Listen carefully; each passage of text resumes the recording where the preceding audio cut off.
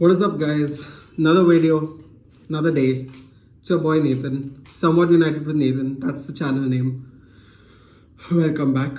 And I'm very excited. I have to tell you, these next 2 weeks of UFC fights got me very, very excited. Great cards. I can't wait for next week's card in particular, but more on that later in another video. This week we got Fight Island 6, Abu Dhabi, the Flash Forum as they call it. It's basically the W, but whatever.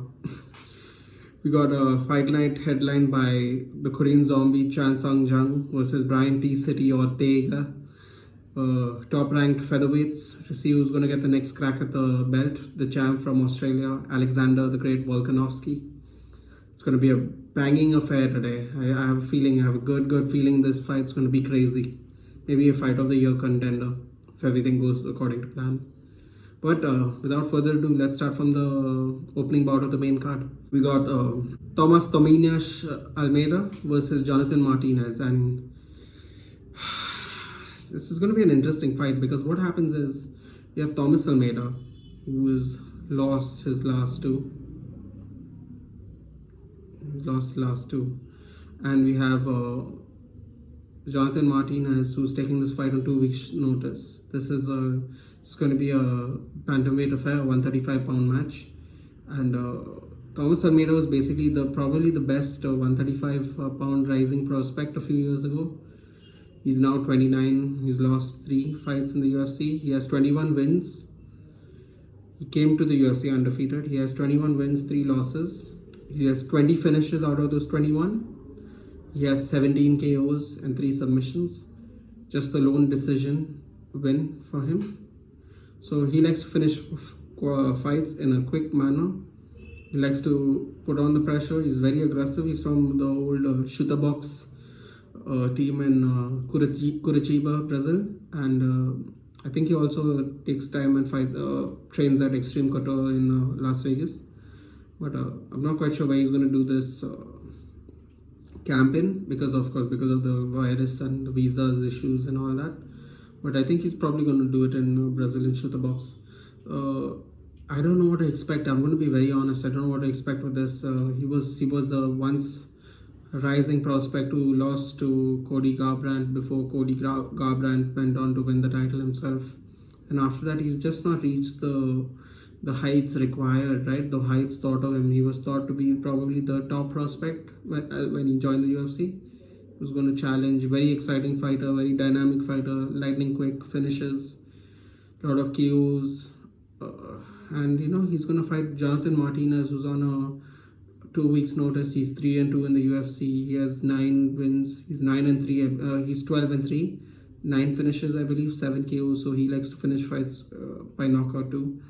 He's never been finished, and I don't know. He fought 2 months ago. He won by TKO. He beat Frankie Sainz, and I don't know. He fought on 1st of August. In fact, it's barely 2 months, and it's 2 months away. So he'll have some sharpness, but you have to realize that fitness and fight sharpness is completely different things. He's only had 2 weeks to basically train for this. He took it on 2 weeks' notice when Thomas Almeida's original opponent just fell out, like I believe 28th of September or something like that. So I don't know what kind of Jonathan Martinez we're going to get. So I'm just going to go safe, and I'm going to say Thomas Almeida wins by finish. I think he has a lot to prove. He has to, if he ever wants to reach the heights he reached before as a young contender, he's going to have to put it on them, and hopefully a first round KO. Hopefully it'll do wonders for his career. But yeah, he needs to bounce back, and he needs to bounce back in a big way. So I'm going to expect hopefully a first round KO. Then we have Jimmy Crute from Australia versus Modestas Bukauskas. And Bukauskas is taking this fight on short notice, so I do not know what to expect basically. Jimmy Crute's 8-1 overall, 7 KOs, 7 first round finishes, sorry. He won by Kimura in his last fight, and I think it's going to be a first round finish. He's going to devastate Bukauskas. He's going to get a hard welcome, a baptism by fire of sorts, and Jimmy Crute is going to knock him out in the first round, I think. Short notice fight. Jimmy Crute's pretty good. It's going to be tough. He's only lost once I think he's gonna get a good momentum win, as I like to call it. Yeah, first round KO, probably, maybe a submission, but I think KO is more likely. I think he's gonna pour it on him because it's on short notice. And then we have an interesting fight. We have Katlyn Chookagian, who I think last fought Valentina Shevchenko for the women's flyweight championship. That's 125 pounds. Versus the former 115-pound champion, Jessica Bateastaka Andrade. And she's moving up in weight for this fight. She's on a 2-fight losing streak. She's lost to the champion and the number one contender of the lower division, which she was a champion of. And I think the weight cut may have been too much for her, and she's done that weight cut a lot. So I think she wants to rejuvenate her career by moving 10 pounds up, and she's gonna get a baptism of fire of sorts, because Katlyn Chookagian's a top five flyweight. So a big win could mean big things for Jessica Andrade in this division. She'll automatically make waves in the division. And she's already fought at 135, 125 and 115. She's already fought in 3 out of the 4 weight classes in the UFC. She has wins in all 3 weight classes too. So I think her body is going to be good. She's going to be strong. Her nickname is the Pile Driver. Jessica Andrade is called the Pile Driver in Brazil. She moves forward. She hits hard. She hits really, really hard. Like one punch KO power hard for a 125-pounder. And Katlyn Chookagian is a very technical fighter. She likes to bounce. She likes to move around, apply her skills technically. So she uses a lot of movement, which will require a lot of stamina. So probably her cardio is high.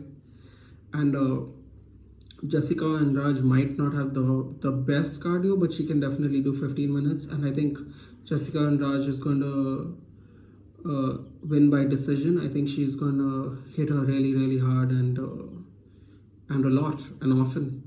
And I think eventually, she's going to do more damage over her three rounds. And I think it's going to be a decision, because I don't think Chookagian is the most easiest person to finish. So and she applies a lot of movement. So I think, if she's in trouble, she'll just circle out. Use her stamina, use her cardio as a benefit to get out of trouble and out of range. She'll also be the taller fighter with the longer limbs. So yeah, Jessica Andrade by decision. Ooh, then we have a heavyweight affair for the co-main event. Cyril Gane versus Ante Delija. I believe that's how you pronounce his name. It could be Delija. Never heard of him. I don't have any record of him, any record that I can use at least. And basically, I think this is another short notice fight, if I'm being honest. And Cyril Gane came out from the same MMA factory in France, which Francis Ngannou, the number 1 heavyweight contender, currently is from. But he still fights in France. He still trains in France, Cyril Gane. And I think he's going to be devastating, and I think he's going to win in a first round KO. I think another momentum win. I expect a devastating win. He looks good. He has sparred with Francis Ngannou back in France also, before Francis moved to Las Vegas. I'm expecting a first round KO, and he's going to make waves. I think he's going to have a bright future. He's very powerful, very well built, and I think he's going to prove too much for this short notice opponent. Here we go. Here it is. Here's the main event. Sung Jung, or everyone knows him as the Korean Zombie, versus Brian T-City Ortega. He's called T-City because he loves the triangle choke. He used to be a high-level Jiu Jitsu competitor back in the day. And he's known for his triangles. And he has a lot of submission wins against high opposition in the UFC.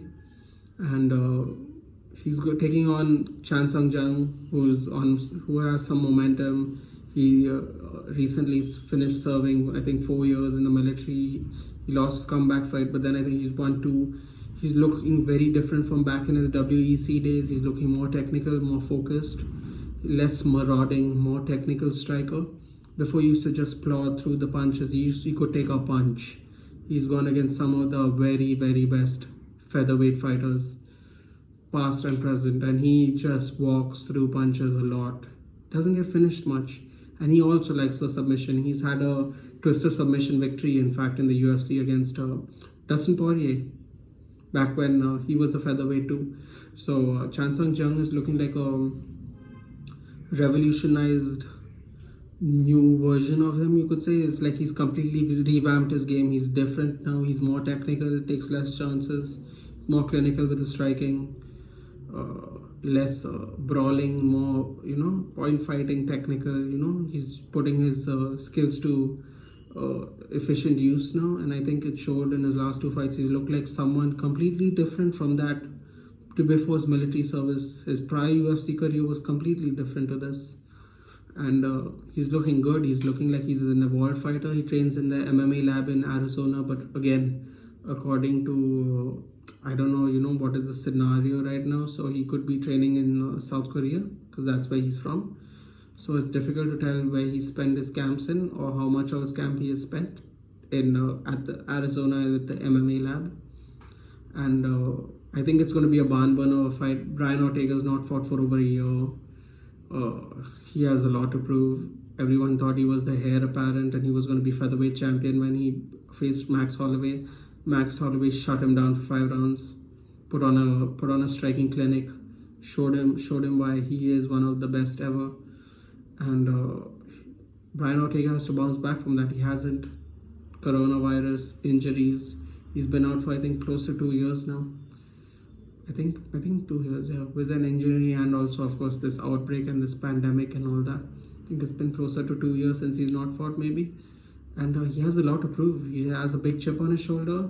There's been a personal grudge between them where Brian Ortega actually slapped his manager Jay Park, who used to be a singer, but I think now is his friend and manager, the Korean Zombie's friend and manager. And so there is some personal beef. There is some Twitter beef, and doesn't really matter because in a couple of days they're going to squash it one way or the other. I'm looking forward to the fight. I think it's going to be a 5-round war. That's what I'm expecting. I think Sung Jung is going to win by decision. He's going to show his crisp striking and he's going to stay away from the ground mostly. I think he's just going to keep it standing up, and I think he's going to brawl through and show that there are different levels in striking, and I think his striking might be a little better. I think it's going to be a 5-round war, maybe fight of the night, maybe fight of the year. When two fighters like this are fighting each other, it's possible. And I'm very, very excited for Sunday's fight this week. And yeah, I'm looking forward to it. Those were my predictions for Fight Island 6, Abu Dhabi. Don't miss it. Sunday morning, I think, here in India. I'm looking forward to the main event in particular. If you want more videos like this, please share, like, subscribe, all that jazz. Hit the bell for notifications for updates whenever I post a new video. And have a great fight. Well, it is called Fight Night, but have a great fight morning for us. I'm very excited for this. See you in the next one.